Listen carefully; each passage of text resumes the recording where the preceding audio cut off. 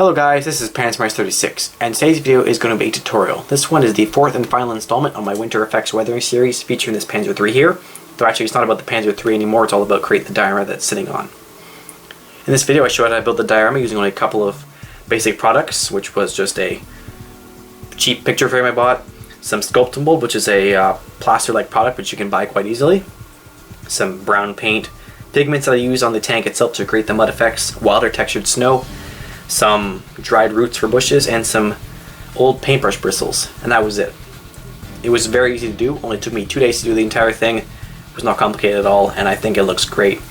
I live in Canada, so I know what snow looks like, and I think this does look like a winter scene.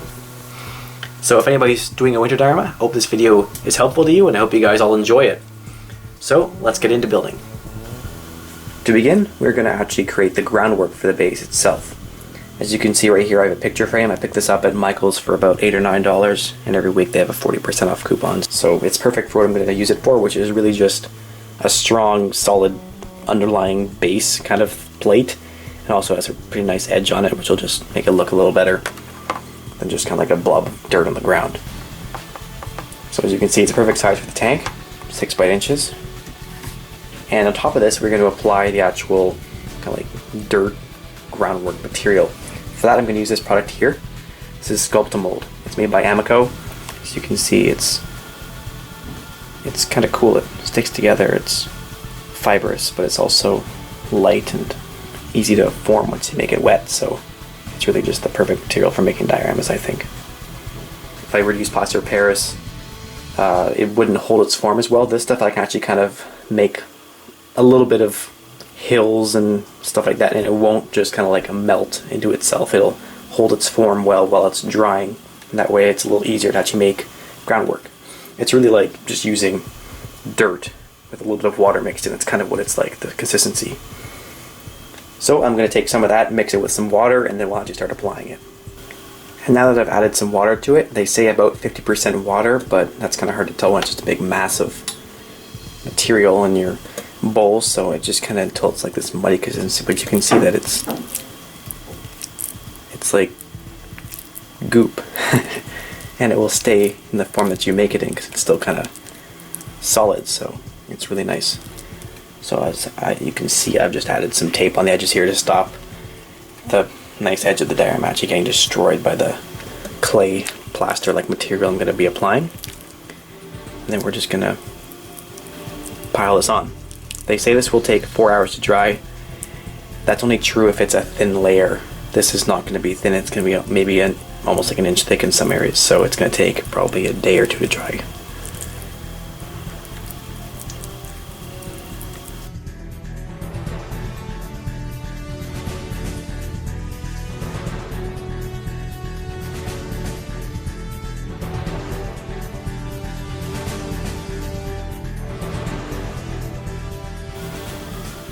So it's been 5 hours since I applied the Sculptamold, and it is mostly dry. It's still slightly cold and a tiny bit flexible if you really push on it, but it's as dry as it needs to be for me to be able to do more progress on it. It's not going to shrink or crack or anything if I do any more. It'll just slowly dry kind of on the inside over about a week or so, really, because it's quite thick.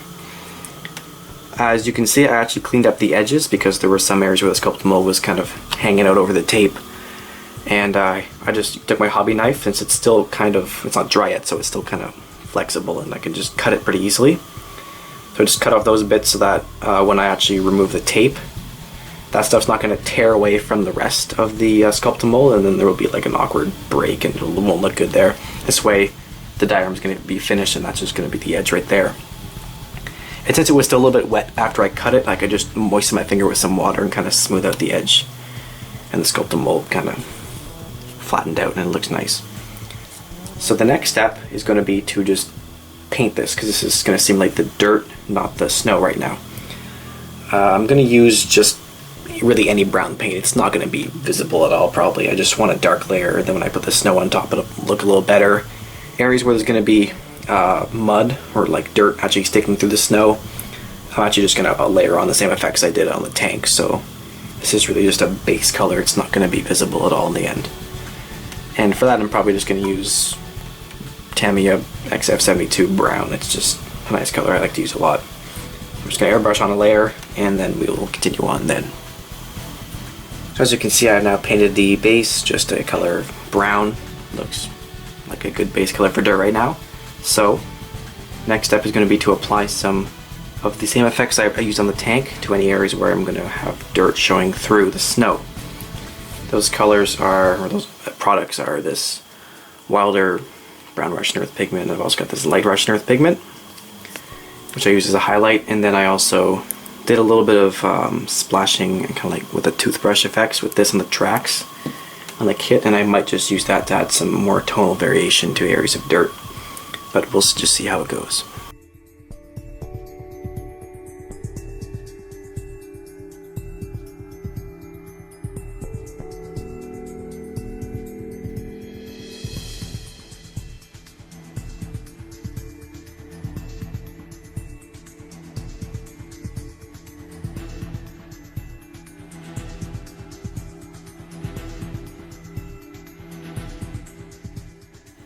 So as you can see here, I've applied the pigments in just a couple of layers really. It wasn't too fancy. I just put on the dark one. Then I applied that road clay effect with the toothbrush, just kind of flicking it on lightly.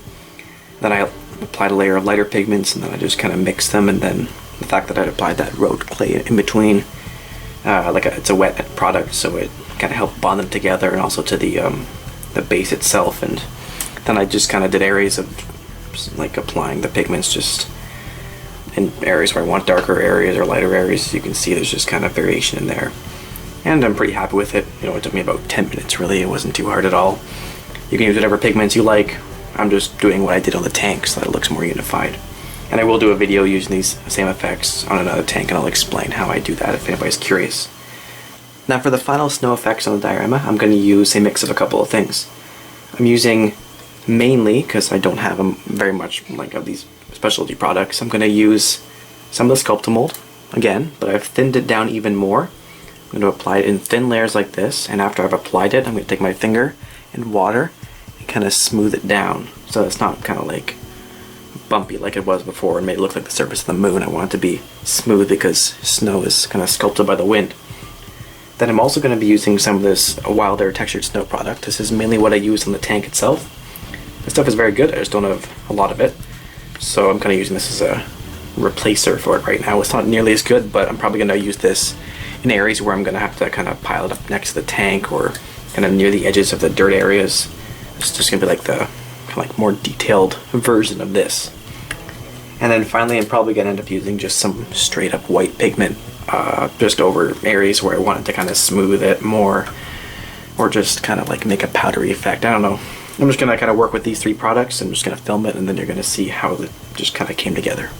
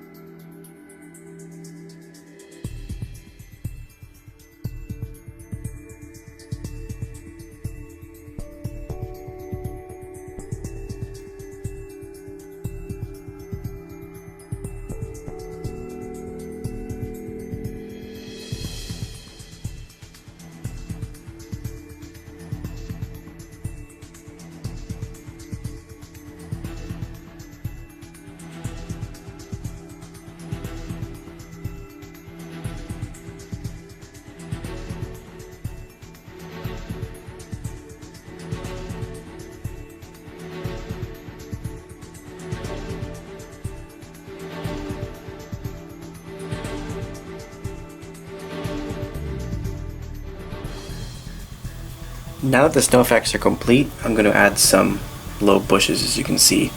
And for that, I'm just using this. This is part of a tree root that we just got when we tore up a tree in our backyard the other year. And it has lots of nice little tree-like or bush-like kind of formations on it. So I've just kind of chopped up little bits like that with scissors. And I've just kind of ended up with little nice shrub-like bits of it. So we're gonna just put a little bit of white glue on the end of them and stick them in the ground. If they don't stay up properly, you can just make a little tiny hole with your knife.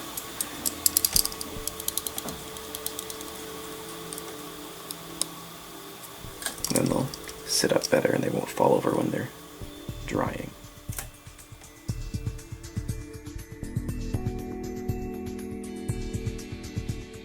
Now, some good advice when doing this is trees look better like this, little bushes look a lot better when you put them in bunches rather than evenly distributed over the entire area. So it's nice to have little kind of clumps of them and then spaces in between where there's actually no shrubs or anything, and then more areas of bush. It just looks more realistic that way.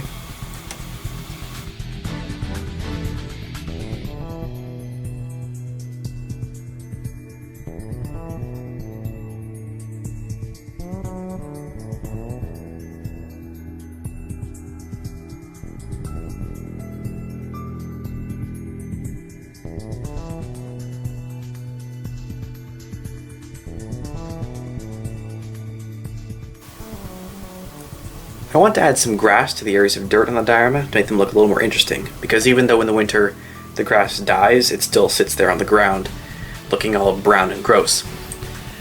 Usually I'd use some kind of Woodland Scenics tall grass product for that, but since those only come in greens or beiges and not the brown color I would like, I'm going to actually instead use bristles from old paintbrushes like this one here. Paintbrushes that are long past the end of their life, and I don't really use them anymore because they're stiff and frayed and don't really have any good characteristics anymore that I need for painting. So I'm going to just take some scissors, cut off the bristles gently, and then I'm going to either use a pair of pliers, a small pair of pliers, or if I want even more accuracy, I will take a fine paintbrush, wet the bristles a little bit so that they have a little bit of surface tension from the water. Then I can actually take the bristles, like blades of grass, and install them wherever I like them in little clumps, and I'll attach them using some white glue.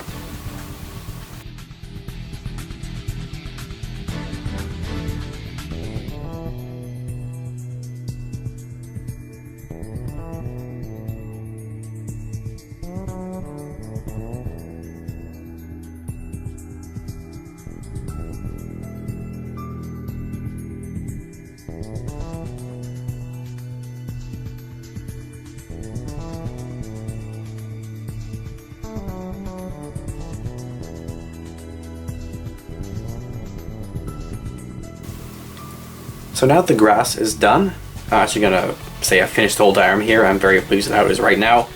If I do anything else, it'll just be adding more little bits of grass, but I'm actually pretty satisfied with that, though it was quite a lot of work because I had to resort to basically installing individual blades of grass with my wet paintbrush like I said I was going to do, and most of it actually is invisible right now because it just kind of blends in with the dirt. But if you look really close, and also in the areas where it's kind of like on the snow, you can see it then, and I think it looks really good if you get really close and can actually see it.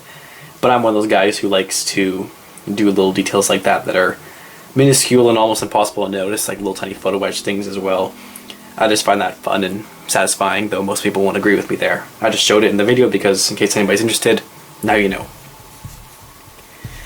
So yes, the grass, very happy with it. Same thing with the bushes. The roots that I use for these things look very nice for dead bushes like this.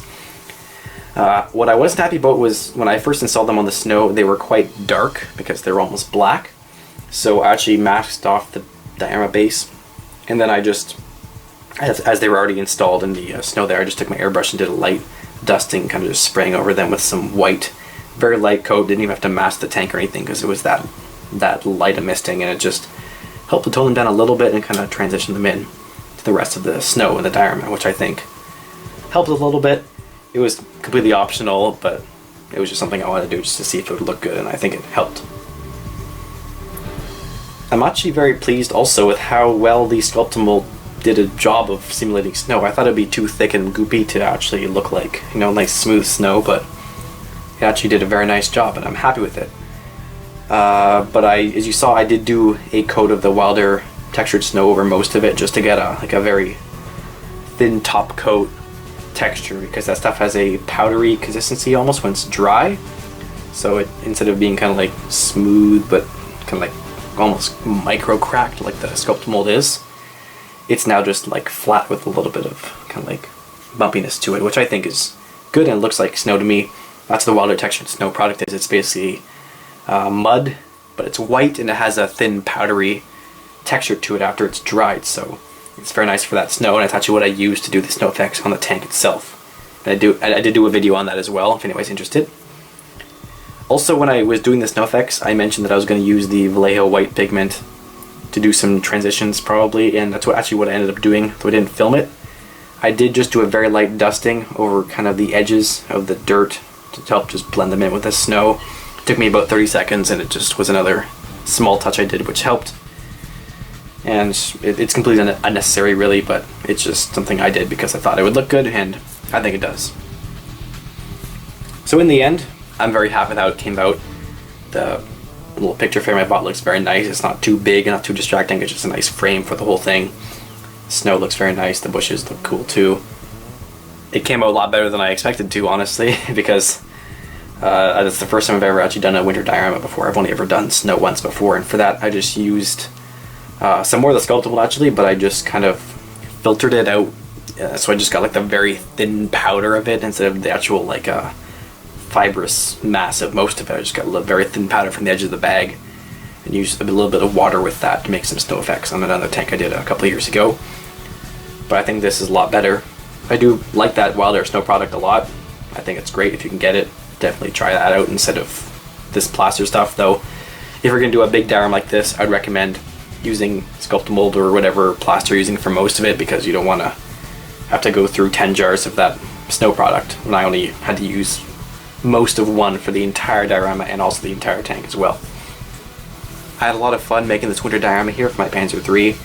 Actually, I had fun with the whole series of making this thing. It was probably the most fun I've had in a while with model kit. It was a really nice kit to build, really nice thing to weather, and a really nice diorama to build as well. So I hope you guys had a lot of fun watching the video as well. If you have any questions or comments, please feel free to post them below. I'll try to reply as fast as I can. And if you are doing a winter diorama or anything like that, I hope this helped you out or has inspired you to do one, because I think it's really cool. It's something different than just a mud diorama like that, and actually it's kind of easier because you just need it to be white instead of having all those different grass tones and brown things in there. It's interesting, and I think this was a cool idea here I had of having the tank knocked out maybe for about 5 days or so the snow is kind of slowly blown over from this end and kind of piled up on one end. I saw that in a photo actually, though in that photo the tank was covered to about here in snow, and I wasn't going to do that in this one because I was going to cover the whole thing up and I wasn't going to be able to see any of the weathering I did. I'm very happy with. I actually want to be able to see most of that, so I just did a little bit of snow blown over it, but I think it has the same effect. I think it's really cool, and I'm very proud of my work here. So as always, thanks for watching, guys. This is Panzer III Ausf.J, and goodbye.